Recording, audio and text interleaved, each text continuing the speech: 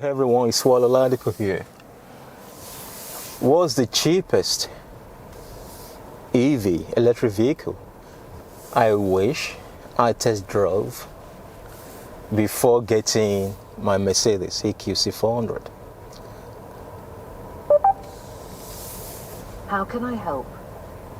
Cancel. So what is the cheapest one? Before I go the EQC, you will not believe it. Now, if I had test driven the Skoda and Jag, trust me, I would have had some really tough time making up my mind, because I'm going to have to conflict against logic and fantasy. Trust me.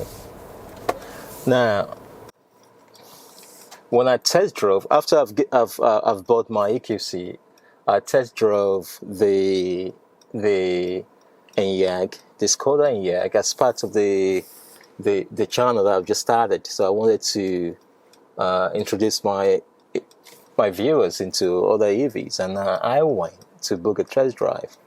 Now, I couldn't believe it. Now, bear in mind that the Enyaq is about half the size of the EQC. I mean, in terms of the price, in terms of the amount of money you have to spend to buy it.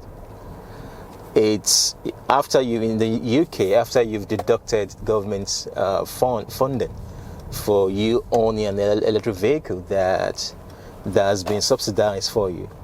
It's about 32,000. 32,000, the basic one, the basic model that has about, I think that's the 55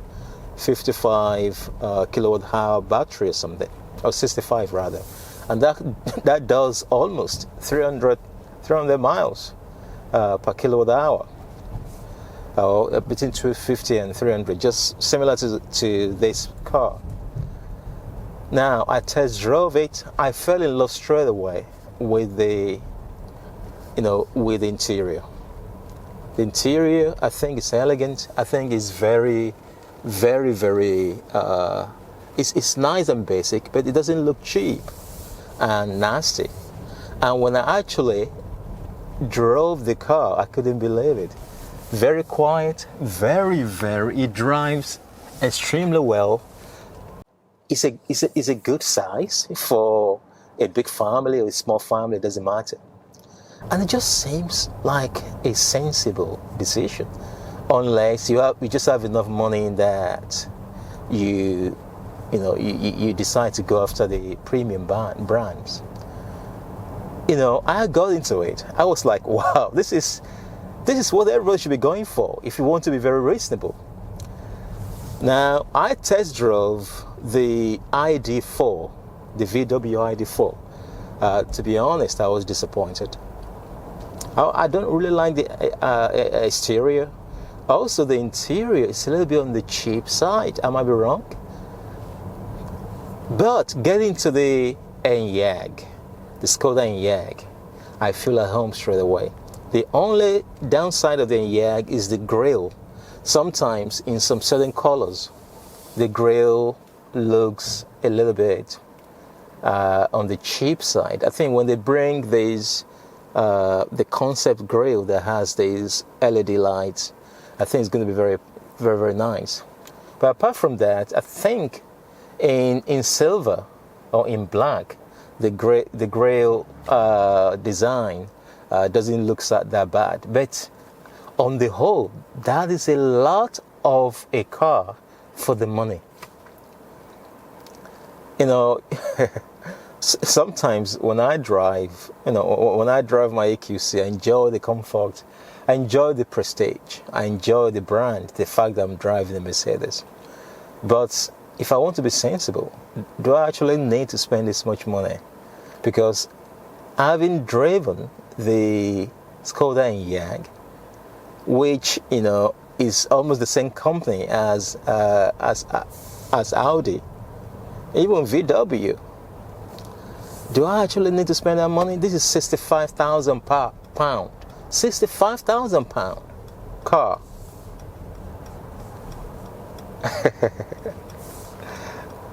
So I don't know what I'm getting for my money. I don't even know that I make a right decision. But that does not mean I'm complaining about buying this car, by the way. I enjoy it. I've done a lot of videos that I've confirmed that, every single day I look forward to driving the Mercedes. There's something special, especially having driven some of the toughest rivals like the Audi e-tron, like the Jaguar E-Pace, like the Teslas.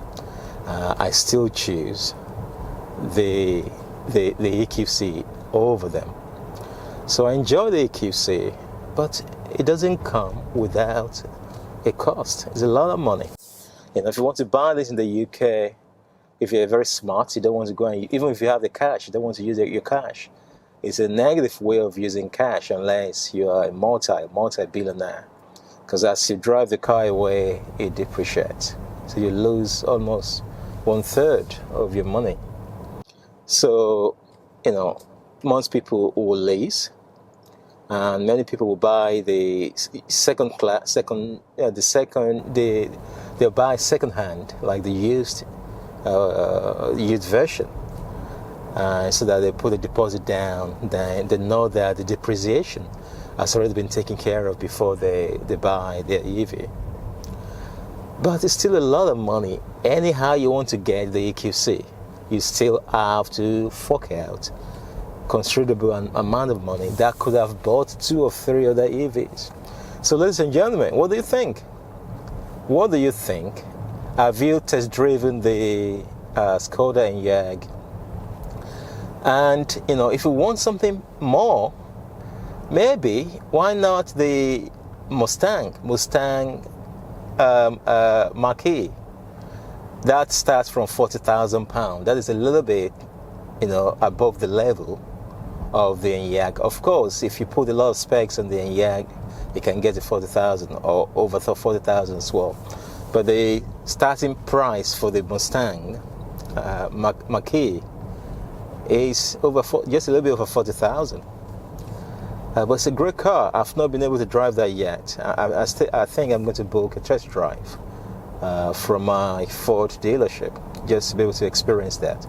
But what I'm saying is that there are a lot of alternatives. Now, talking about the VW ID4, do you know what? I actually like VW ID3. I love the way it looks. I love the compactness. Now, a lot of them have driven past me as I do my morning walks, and I just keep looking at them. It might just be the best option, a lot cheaper, and it's even more, battery efficient. So it's all about, saving money. We've just come out of the lockdown. The economy is still depressed. A lot of people have not found their jobs back, and people are making tough decisions regarding their finances. So what do you think? What do you think? So the car I wish I had test driven before I wish I tried test driven before I got my EQC would have been the Skoda Enyaq. And if you've test driven the Enyaq, please let me know. I'd like to know what you feel or what you think about that car.